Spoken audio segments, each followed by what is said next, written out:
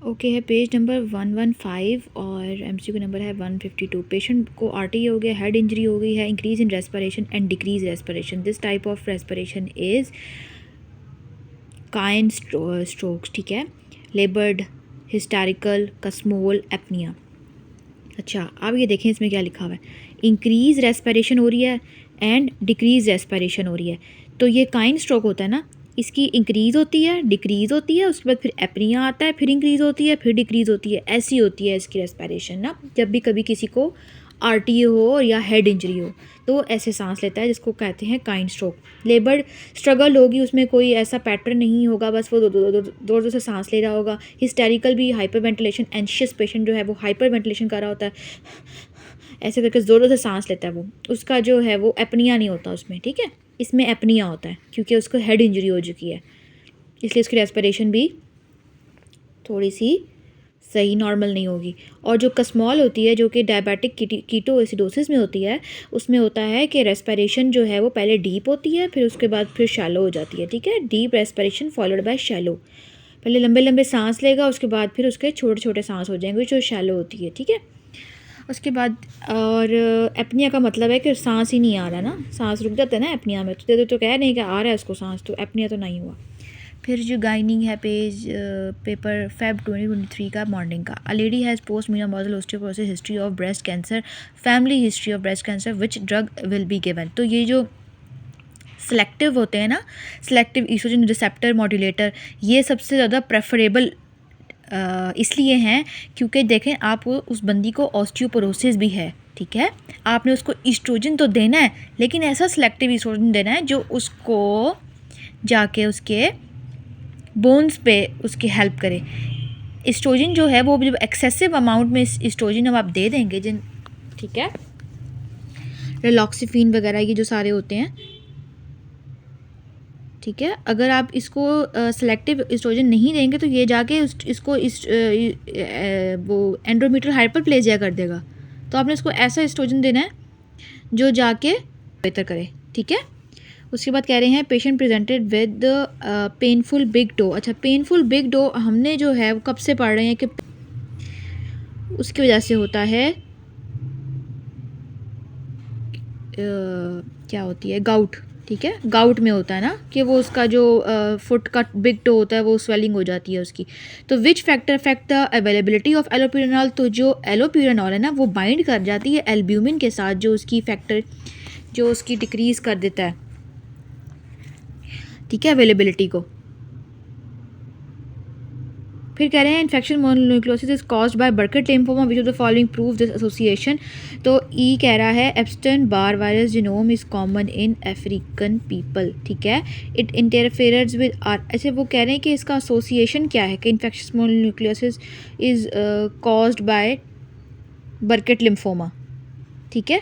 तो इसका जो इसमें जो राइट आंसर है वो Epstein Barr virus genome is common in African, तो यही है क्योंकि presence of antibody against viral antigen, no. Produce antimitochondrial, no. Produce toxin against DNA, no. Interfere with DNA repair, no. ये जो है ना एप्स्टन बार वायरस, ये बर्केट लिम्फोमा है, ये आपको मैंने बताया था सी मैक से होता है, और सी मैक इज़ ए प्रोटोऑन्कोजीन, ठीक है। तो डीएनए रिपेयर तो नहीं ठीक हो, ख़राब हो रहा, ठीक है। डीएनए रिपेयर अगर होता उस अगर वो होती है टिश्यू ट्यूमर सुप्रेसर जीन अगर ख़राब होती है ना तो डीएनए रिपेयर ख़राब होता है। इसमें हो रहा है प्रोटोऑन्कोजीन, अगर इसने कहा होता कि ये प्रोटोऑन्कोजीन को ऑल्टर करता है तो वो ऑप्शन होती है इसमें, ठीक है। और इसमें बाकी ऑप्शन ये है कि ये अफ्रीकन में ज़्यादा मिलता है। उसके बाद कह रहे हैं कि a female diagnosed with the pulmonary oedema, she was taking OCP for 2 years, suddenly vomiting, beta ACG become positive, what the following. अच्छा, जो ओसीपीज होती हैं ना, ओसीपीज और टीबी की जो मेडिसिन हैं उनमें जो रिफेम्पिसिन है ना, रिफेम्पिसिन हमने पढ़ा था कि रिफेम्पिसिन जो होती है वो हेपेटोटॉक्सिक होती है, ठीक है, हेपेटोटॉक्सिक होती है, लिवर एंजाइम जो है इसमें ज़्यादा हो जाते हैं, ठीक है। तो जब एक चीज़ लिवर टॉक्सिक है और लिवर में डिग्रेडेशन नहीं होने दे रही ओसीपीज़ की, लिवर के उसको अफेक्ट कर रही है, मेटाबॉलिज्म नहीं हो रहा, ओसीपी एक्ट नहीं करे बॉडी पे, बंदा प्रेग्नेंट हो गया, बंदी प्रेग्नेंट होगी, ठीक है। Basal ganglia and excited output to basal ganglia send excitatory output to motor cortex, ठीक है। बेसल गैंग्लिया के ऊपर मोटर कॉर्टेक्स ही है ना, उसको ही बताएगा ना वो सारा मसले जो भी चल रहे हैं उसके। उसके बाद कह रहे हैं कि level of LH how many hours before ovulation, तो इट इज़ 24 आवर्स, ठीक है। इट इज़ मतलब बेस्ट ऑप्शन इसकी 24 आवर है। अगर 24 आवर प्रेजेंट नहीं है तो फिर आपने 12 आवर्स चूज़ करना है, अगर प्रेजेंट नहीं है तो बेस्ट ऑप्शन 24 आवर है। Regarding the two tail t test, तो ये हम बहुत बार पढ़ चुके हैं कि भाई equal chances of rejection on both sides, ये इस तरह के टेस्ट वाली जो चीज़ें हैं। Porphyrin attach to which of the plasma, तो हम पता है कि प्लाज्मा प्रोटीन जो है वो अटैच हो जाती हैं, उनमें है अल्ब्यूमिन जो उससे अटैच होती है। उसके बाद content most likely to be seen in inguinal canal of the female is round ligament and इलियो inguinal nerve. अच्छा, इसमें मैंने आपको बताया था सिग का और रिग का, ठीक है, अगर आपको याद हो तो। Spermatic cord, ilio inguinal nerve, genitofemoral nerve, round ligament of uterus, ilio inguinal nerve, genitofemoral nerve कहाँ से गुजरते हैं? सुपरफिशियल इंग्वाइनल रिंग से, ठीक है, इंग्वाइनल कैनाल से।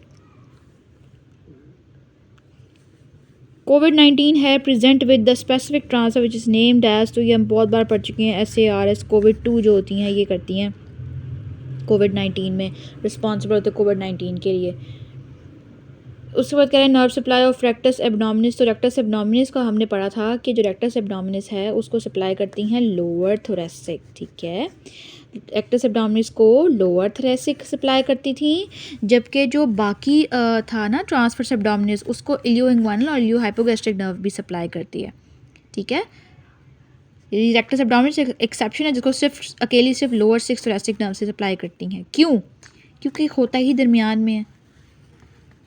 अब ट्रांसवर्स एब्डोमिनस भी लेटरली भी है, मीडियली भी है, ठीक है, और जो रेक्टस एब्डोमिनस है वो सिर्फ मीडियली होता है ना, तो उसको सिर्फ लोअर थोरेसिक नर्व ही उस तक पहुंच रही हैं।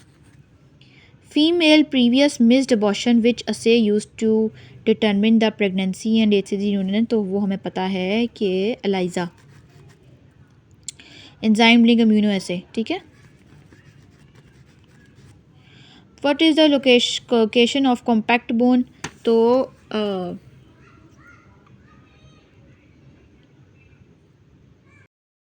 क्वेश्चन नंबर है 13, पेज नंबर है 116। What is the location of compact bone, तो कॉम्पैक्ट बोन जो है ना, पहले आपको बताना चाहिए बोन क्या है।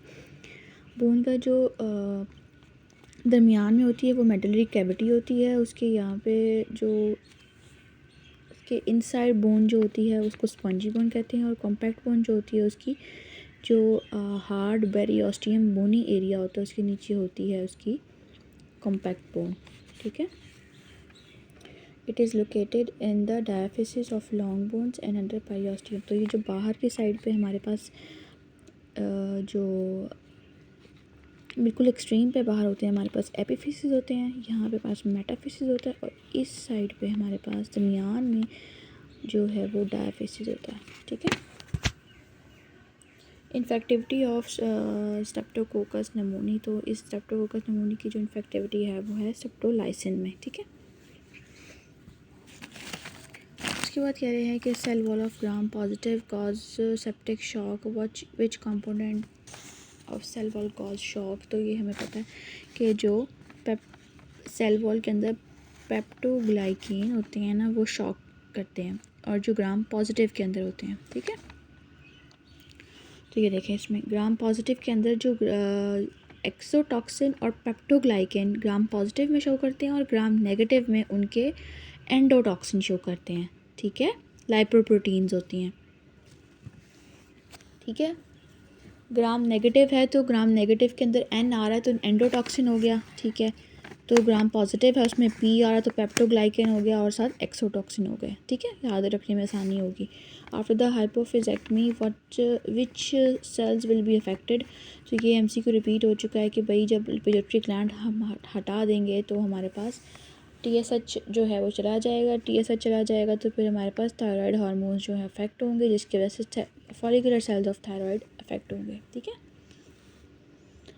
Maximum number of beta cells in islet Langerhans are present in, तो हमें पता है कि जी आइसलेट ऑफ लैंगरहैंस के जो सेल्स हैं वो सबसे ज़्यादा मैक्सिमम जो हैं बीटा सेल्स जो हैं वो हमारे पास टेल ऑफ द पेनक्रास में होते हैं, ठीक है। और जो उसके बाद है जी centrum and neural arch is joined by pedicle lamina body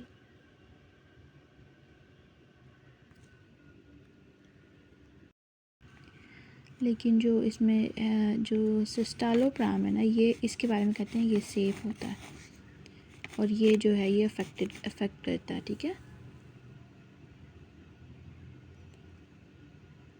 location of क्रिस्टैलिक vein is sternal angle of clavicle, ठीक है। सब क्लेवियन वेन जो होती है वो आपको पता है कि जो स्टर्नल एंड ऑफ द उसमें से निकल रही होती है। जोना वेलोसिटा ऑफ एड्रिनल ग्लैंड्स आर एक्टोना प्रोड्यूस द कॉर्टिकोस्टेरॉइड, तो ये हमें पता है कि भाई जो जोना फेसिकुलेटा है ना, ये मैंने को बताया था ना GFR होता है, तो जी जो GFR होता है जो फेसिकुलेटा होता है तो उससे ग्लूकोकॉर्टिकॉइड निकलता है, रेटिकुलरिस में से एंड्रोजन्स निकलते हैं और ग्लोमेरुलस में ग्लूकोकॉर्टिकॉइड निकलते हैं। Deep inguinal ring is formed by which of following, तो ये मैं आपको बहुत बार बता चुकी हूँ कि डीप इंग्वाइनल रिंग जो है वो फेशियो ट्रांसफेरस बनाता है और सुपरफिशियल रिंग जो है वो एक्सटर्नल ओब्लीक बनाता है, ठीक है। Sedimentation of erythrocyte increase by decrease in albumin, जब एल्ब्यूमिन नहीं होगी तो ये जो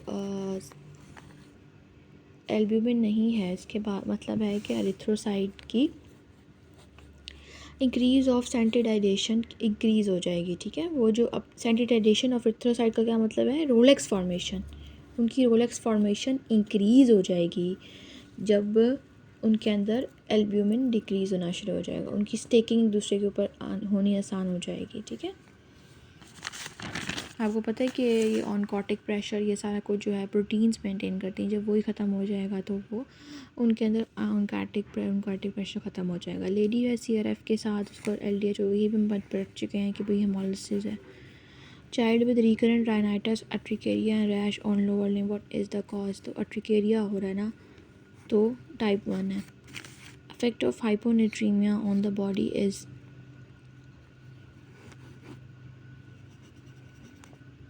हाइपरनेट्रीमिया के बारे में बोला हुआ है तो सेल श्रिंकेज हो जाएगा, ठीक है।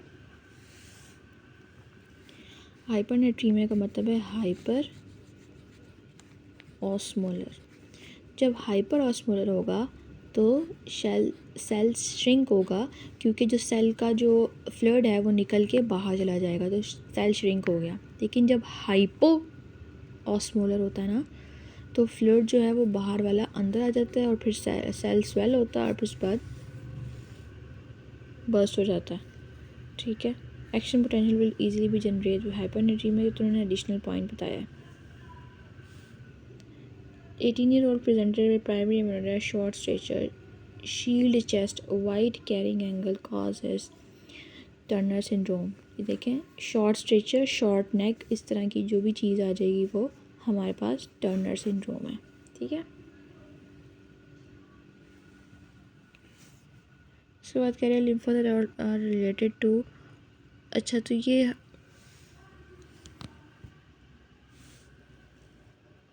डिक्रीज है मतलब कि हाइपोथायराइडिज्म हो रहा है, ठीक है। डिक्रीज T3 T4 है और TSH इंक्रीज़ है और लिम्फोसाइट ज़्यादा हैं। ये भी पीछे MCQ रिपीट हो चुका है कि भाई हाशिमोटो है। जो MCQ रिपीटेड है ना वो मैं उन पे मैं ज़्यादा टाइम ही लगा रही, ठीक है। और उसमें हर्टल सेल होते हैं, ये H for Hashimoto, H for Hurthle cells, lymphoid aggregates in the germinal centers, similarity between the cardiac and skeletal cells, तो ये हम बहुत बार पढ़ चुके हैं कि भाई ट्रांसफर स्टाइएशन होती है कार्डियक और स्केलेटल मसल्स में। देखें common feature between the smooth and skeletal muscle, increase in the cellular calcium causes the contraction, feature between cardiac and skeletal transfer striation, difference between skeletal and smooth is Calmodian complex in the smooth muscle, टाइटन muscle with rhythmic myogenicity, contract cardiac muscle है, hard work है sensitive because of gap junction, ठीक है। 35 page number 118 histology shows serous S9 active tissue. This duct is related to tonsil, sweat gland, salivary gland, pharynx और larynx। अच्छा, उसने generalized salivary glands बोल दिया है, तो आंसर salivary glands ही है, लेकिन salivary glands के अंदर जो serous होते हैं वो parotid होते हैं, ठीक है। parotid serous होते हैं, sublingual mucinous होते हैं, और जो उसके अंदर से सबमैंडिबुलर ग्लैंड जो होता है वो सबमैंडिबुलर ग्लैंड मिक्स्ड होता है, और जब सबलिंगुअल ग्लैंड होता है उसमें म्यूसिनस ज़्यादा होता है, ठीक है। Tubular structure with small transitional epithelium, 3 layer outer transition हम बता चुके हैं भाई, यूरेटर, यूरिनरी ब्लैडर, इन सब में होता है। आगे से यूरेटर की आपको उन्होंने जो है वो बता दी हुई है एपिथेलियम साइज से पूरी। अच्छा, ये देखिए पूरी एपिथेलियम है ये हमारे पास यूरेटर की।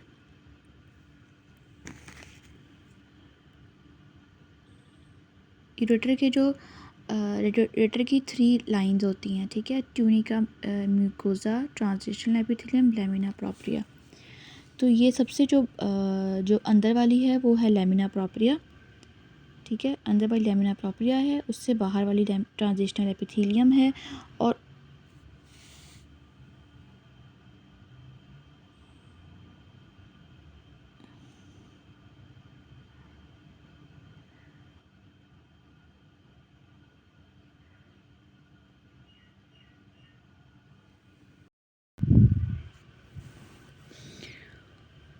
Outer walls develop the adventitia is related to, उसने आपको बता दिया कि भाई 3 लेयर है, ट्रांजिशनल एपिथेलियम है, यूरेटर है, ठीक है। यूरेटर हैज़ 3 लेयर्स, ठीक है। ट्यूनिका, मीडिया, एडवेंटिशिया, सारा कुछ इस तरह बताया हुआ है, ठीक है। मस्कुलर, म्यूकोजा और ये सब कुछ। सबसे पहले अब आप इसको देखें, बाहर है, आई होप ये आपको क्लियर होगी, बाहर होगी एडवेंटिशिया, बाहर एडवेंटिशिया है, और इसकी जो एडवेंटिशिया होती है वो आफ्टर 2/3 होती है, ठीक है। शुरू के 2/3 में एडवेंटिशिया नहीं होती, जो लोअर 1/3 है उसके अंदर एडवेंटिशिया और मस्कुलरिस म्यूकोजा होता है, ठीक है। मसल्स जो हैं वो उसके 1/3 में हैं, शुरू में नहीं है। देखें 2/3 में आउटर लॉन्गिट्यूड, इनर लॉन्गिट्यूडनल और आउटर सर्कुलर मसल्स हैं, बस ये थोड़े से 2 मसल्स हैं, ठीक है। लेकिन जब लोअर 1/3 है उसमें उसके मसल्स की लेयर बढ़ गई, मिडल सर्कुलर लेयर भी आ गई, ठीक है। तो बाहर एडवेंटिशिया भी आ गया, एडवेंटिशिया है, उसके बाद जो है वो अंदर मस्कुलर लेयर है, मस्कुलर लेयर में इनर लॉन्गिट्यूडनल, मिडल सर्कुलर और फिर आउटर लॉन्गिट्यूडनल, मिडल सर्कुलर और इनर लॉन्गिट्यूडनल, ये 3 लेयर्स हो गई, जिसको मस्कुलरिस म्यूकोसा कह दिया आपने, मस्कुलरिस प्रोप्रिया कह दिया, सॉरी, ठीक है।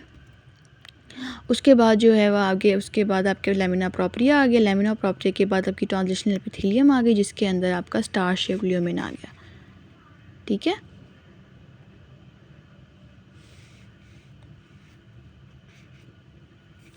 Group of neurons that generate the basal rhythm from the breathing includes the dorsal। अच्छा, ये जो डॉर्सल और वेंट्रल है ना, ये हमें पता है कि ये इंस्पिरेशन एक्सपिरेशन हमारी जो कंट्रोल करते हैं पॉन्स और मेडुला में होते हैं ये, ठीक है।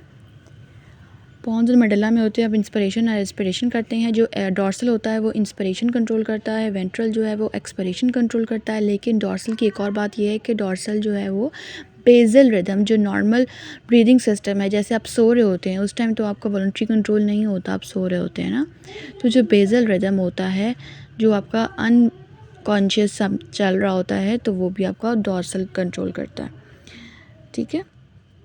Length of the left bronchus is, तो length of the left bronchus जो है वो ज़्यादा बड़ा होता है, उसका 5 सेंटीमीटर होता है, और शॉर्ट होता है राइट ब्रोंकस जो कि 2.5 होता है, ठीक है।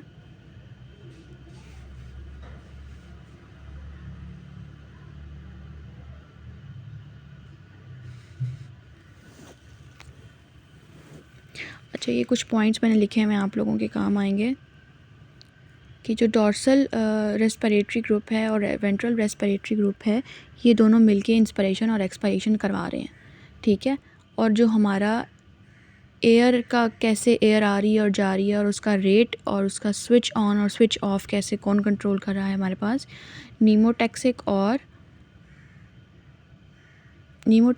कर रहा है, ठीक है। नीमोटैक्सिक स्टॉप इंस्पिरेशन, ठीक है। Turning on off turning of of breathing जो है वो हमारे पास नीमोटैक्सिक कर रहा है, ठीक है।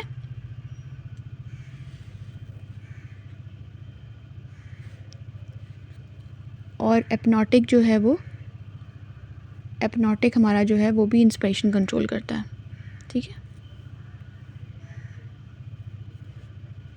और ये हमारा स्विच ऑफ है, ये स्विच ऑफ करता है इंस्पिरेशन को। बहुत ज़्यादा जब उन्होंने लग जाए स्विच ऑफ करके कहता है भाई अब एक्सपिरेशन की जाए, ठीक है। Hanging sudden of death occur due to fracture of ऑर्डिनाइड प्रोसेस ऑफ C2, ठीक है। ये हम बहुत बार पढ़ चुके हैं। नॉन डायबिटिक पेशेंट है, फीमेल की अंडर जो है वो वेंट कॉलेसिस्टेक्टमी। अच्छा, इसमें ना एक और MCQ है कि अगर जो बंदे का स्ट्रैंगुलेशन होती है, जब गला घोंट दिया जाए किसी का, ठीक है, जब किसी का गला घोंट दिया जाए तो हायोइड बोन का फ्रैक्चर होता है, ठीक है। और अगर हैंगिंग होगी तो ऑर्डिनाइड प्रोसेस जाएगा। नॉन डायबिटिक है जिसकी कॉलेसिस्टेक्टमी हुई है 4th ऑफ डे, इसको कफ हेमेप्टोमेसिस हो गया, डिस्निया हो गया ड्यू टू पल्मनी एम्बोलिज्म, ठीक है। जब भी पेशेंट आएगा जिसकी सर्जरी हुई होगी और पोस्ट ऑप आएगा और उसको ऐसी चीज़ें dyspnoea is the most common and important symptom, तो वो क्या है, पल्मनी एम्बोलिज्म, ठीक है। नॉन डायबिटिक नहीं है वो, ठीक है, एक नॉर्मल फीमेल है। उसके बाद कह रहे हैं कि क्योंकि जब सर्जरी हुई है कॉलेसिस्टेक्टमी तो DVT बना उसका, ठीक है। इमोबलाइजेशन की वजह से DVT बना, DVT बन के वो जब पल्मनी एम्बोलिज्म हुआ तो वो थोड़े दिन बाद हुआ, 2-3 दिन लगे उसको और वो पल्मनी एम्बोलिज्म हो गया, ठीक है। फीमेल गिर गई है, उसका फ्रैक्चर हो गया है, प्रोस्थेसिस रिप्लेस हो गया है। She developed dyspnoea petechiae on the skin which the following causes. तो जब भी जब फीमेल गिर रही है ना, ये फीमेल गिरी और उसका फ्रैक्चर हो गया, तो हमारे दिमाग में सबसे ज़्यादा ओल्ड फीमेल, ठीक है, तो फीमेल आना चाहिए कि फीमेल का फ्रैक्चर हो गया। और फीमेल कौन है, long bone fracture causes fat embolism, ठीक है। Fat embolism, long bone, F से फीमर, F से fat. After haemorrhage which immediate mechanism to stop bleed, तो वेजो कंस्ट्रक्शन ये सबसे इनिशियल है। फर्स्ट में अगर ब्लीडिंग हो रही है तो अगर वेजो डायलेशन हुई होगी तो ब्लीडिंग होती रहेगी ना, तो वो जगह कॉन्स्ट्रिक्ट होगी तो ब्लीडिंग रुकेगी ना। फर्स्ट जो है वो हमारे पास वेजो कंस्ट्रक्शन है, सेकेंड हमारे पास प्लेटेड एग्रीगेशन है, ठीक है। और उसके बाद हमारे पास सारे वो कोआगुलेशन कैस्केड आ जाएगा।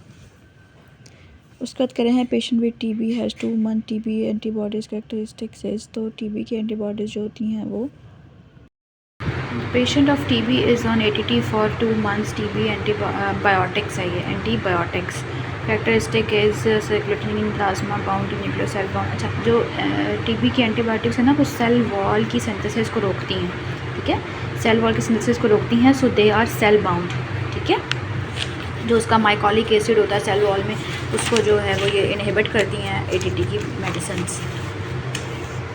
उसके बाद कह रहे हैं कि the complete transaction of stem above pons, तो ये हम पढ़ चुके हैं कि प्रिवेंट द वॉलंटरी होल्डिंग, ठीक है। मैंने आपको पूरा इसको एक्सप्लेन कर दिया हुआ है। A patient presented with the abdominal wall, his serum amylase was raise, what type of necrosis in seen. Serum amylase का मतलब है कि भाई उसका पेनक्रियास चला गया है। अमाइलेज लाइपेज आपको पता है कैरेक्टरिस्टिक होते हैं पेनक्रियाटाइटिस के, तो उसके अंदर कौन सी नेक्रोसिस हो रही है, तो पेनक्रियास में फैट नेक्रोसिस होती है। कोगुलेटिव जो है वो हमारे पास सॉलिड ऑर्गन्स में होती है। केजियस हमारे पास जो है वो TB में होती है। और उसके अलावा फाइब्रिनॉइड हमारे पास लंग्स में होती है और फैट हमारे पास पेनक्रियास में होती है। अच्छा, Kaplan Meier's curve indicates the survival of patients, incidence of patient demography, severity of disease and drug effects। तो ये है कि ये आपको इवेंट्स ऑफ जो पेशेंट के सर्वाइवल होता है उसके बारे में बताता है, किस तरह से कि ये कर्व जो होता है ये होता है तो ये हमें अब मैं आपको बताई थी कि ये जो कप्लान वर्ड है ना, ये परसेंटेज ऑफ, उसमें परसेंटेज ऑफ बताते हैं कि हमारे पास सर्वाइवल क्या है, सर्वाइवल और ईयर्स, ठीक है। अगर ये फ्लैट होगा, flat flat flat flat flat होगा तो बंदे के बचने के चांसेस अच्छा होगा, गुड प्रोग्नोसिस होगा। और अगर ये स्टीप होगा तो इसका मतलब है कि डेथ के ज़्यादा चांसेस हैं, ठीक है। तो ये पेशेंट के सर्वाइवल के बारे में बताता है। In 90% of patient of anthrax where the lesion is found in, तो एंथ्रेक्स आपको पता है कि स्किन के अंदर, इसके अंदर स्किन लियंस होती हैं जो एंथ्रेक्स है, ठीक है। और एंथ्रेक्स का आपको पता है कि ये एंथ्रेक्स जो है इट इज़ कॉज्ड बाय जो बेसिलस एंथ्रेक्स, ठीक है। बेसिलस एंथ्रेक्स कॉज करता है और ये जो है वो स्किन के साथ, इन्हेलेशन के साथ भी एसोसिएटेड है, लेकिन इसके अंदर जो 90% केसेस हैं वो स्किन में होते हैं, ठीक है। उन्होंने जो वर्ड पूछा है 90% पूछा हुआ है, वरना तो ये लंग्स में, स्किन में भी होते हैं, लंग्स में भी होते हैं और इंटेस्टाइन में भी होते हैं, ठीक है। 3 चीज़ों में होते हैं, लेकिन जो 90% केसेस हैं वो स्किन में होते हैं, इसके लिए। In cell membrane found between the internal protein and the lipids at the hydrophobic, ठीक है। प्रोटीन और लिपिड्स के दरमियान में जो बॉन्ड है वो हाइड्रोफोबिक और कोवलेंट बॉन्ड होता है, ठीक है। सेल मेम्ब्रेन में ये जो लिपिड्स हैं, ठीक है, और साथ ये प्रोटीन्स हैं, इनके दरमियान में कोवलेंट। अच्छा, ये वाली जो MCQ है ना 49 की बहुत कंफ्यूजिंग MCQ है। इसके अंदर आपने ये बात याद रखनी है कि receptor of growth hormones are present in which part, तो जो न्यूक्लियस के अंदर होता है वो thyroid hormone plus vitamin A होता है, और जो साइटोप्लाज्म में होता है वो है ग्लूकोकॉर्टिकॉइड, मिनरलोकॉर्टिकॉइड, एंड्रोजन और एस्ट्रोजन और विटामिन D3, जिसका मैंने आपको एड्रीनल के नाम से निमोनिक याद करवाया था, ठीक है। ये दोनों सेपरेट हो गए इनसाइड द न्यूक्लियस और साइटोप्लाज्म। और ऑन द प्लाज्मा मेम्ब्रेन कौन प्रेजेंट होता है? On the plasma membrane growth hormone is present, ठीक है। राइबोसोम्स कंपोजिशन है, तो राइबोसोम आपको पता है कि RNA और प्रोटीन से बनते हैं, ठीक है। RNA और प्रोटीन से बनते हैं। उसके बाद कह रहे हैं patient has anaemic and hypersegmented nuclei due to deficiency of, तो आपको पता है हाइपर सेगमेंटेड न्यूक्लियाई जो होते हैं वो ड्यू टू डेफिशिएंसी ऑफ हमारे पास फोलेट होते हैं, ठीक है। उसके बाद कह रहे हैं कि जो what is the iron deficiency in serum level, तो iron deficiency in serum is detected by serum ferritin, ठीक है। इसका जो iron deficiency in serum is checked by, तो इसका जो डिस्टिंग्विशिंग फैक्टर है वो सीरम फेरेटिन ही है, जो आपको बताएगा कि इस बंदे को आयरन डेफिशिएंसी एनीमिया है या नहीं, ठीक है। HB लेवल जो है वो आपको बस अपनी HB डिक्रीज़ हुई होगी, ये तो नहीं बताएगा कि किस कॉज की वजह से HB कम हो रही है, ठीक है। जो मतलब इसमें जो मोस्ट स्पेसिफिक है वो सीरम फेरेटिन है। TIBC टोटल बाइंडिंग कैपेसिटी है, वो मैंने आपको जो है वो अपने हेमाटोलॉजी के पॉइंट्स में बताया हुआ है, वो आप जाके वहाँ पे देख लीजिएगा। A female came with the son भी प्रेजेंटेड विद 1 टेस्टिकल एब्सेंट, और उसकी एक टेस्टिकल एब्सेंट है, और इसका मतलब है इसको क्रिप्टोकॉरिडिज्म हो गया है, ठीक है, जिसमें टेस्टिस अनडिसेंडेड टेस्टी है एक उसकी ना, जो स्वेलिंग है इंग्वाइनल रीजन में। तो इसके चांसेस क्या हैं? ये मैलिग्नेंसी में इसके चांसेस कन्वर्ट होने के बहुत ज़्यादा होते हैं। Invasion in procedure is a first step in, अच्छा इन्वेजन क्यों होती है? इन्वेजन होती है degradation of extracellular matrix components, जो एक्स्ट्रा सेलुलर मैट्रिक्स होते हैं ना, जो सेल मेम्ब्रेन पे एक्स्ट्रा सेलुलर मैट्रिक्स हैं जिन्होंने उसकी इंटेग्रिटी को रखा हुआ है, वो जब टूट जाएंगे तो उसके बाद इन्वेजन हो जाएगी, ठीक है। इन्वेजन मैलिग्नेंसी में क्या प्रोसीजर है इसका, ठीक है। और सबसे पहला पार्ट ये होता है, सेकंड पे जो है वो इन्वेडिंग ऑफ बेसमेंट मेम्ब्रेन होता है, थर्ड पे invading of extracellular matrix होता है, और उसके बाद dissociation of tumour cell from one to another होता है, ठीक है। ये सारे पॉइंट्स हैं। Feature of the well differentiated squamous carcinoma is, तो ये केराटिन पर्ल्स जो हैं ये, ठीक है, स्क्वेमस सेल कार्सिनोमा में साइटोकेराटिन B होता है, लेकिन इसका वेल डिफरेंशिएटेड स्क्वेमस कार्सिनोमा इसमें केराटिन पर्ल्स होते हैं, ठीक है। विच फैक्टर रेगुलेट 125 डाइकल्सिफेरॉल, तो ये हम बहुत बार पढ़ चुके हैं कि भाई विच फैक्टर, विच हार्मोन, तो हार्मोन में PTH आएगा, फैक्टर में कैल्शियम लेवल आएगा, ठीक है। Least representation of the motor area, तो थाई, अच्छा ये ना हेमनकुलस जो होता है, हेमनकुलस उसमें आपने देखा होगा के पाँव बनाए होते हैं और हैंड्स बनाए होते हैं, फेस बनाया होता है, टंग बनाया होता है, तो इसका मतलब है कि इन सब के रिसेप्टर्स जो हैं वो सबसे ज़्यादा मोटर एरिया के रिसेप्टर्स हैं, और थाई का एरिया जो है उसमें बहुत कम शो किया होता है। इसका मतलब है इनकी इन्वॉल्वमेंट बहुत कम है।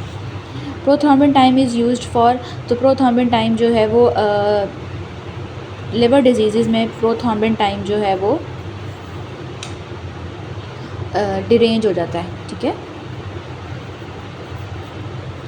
उसके बाद कह रहे हैं कि जो राइबोफ्लोविन है और हीमोफीलिया में आपको पता है एपीटीटी होता है। राइबोफ्लेविन एंड जो riboflavin combine with phosphate to form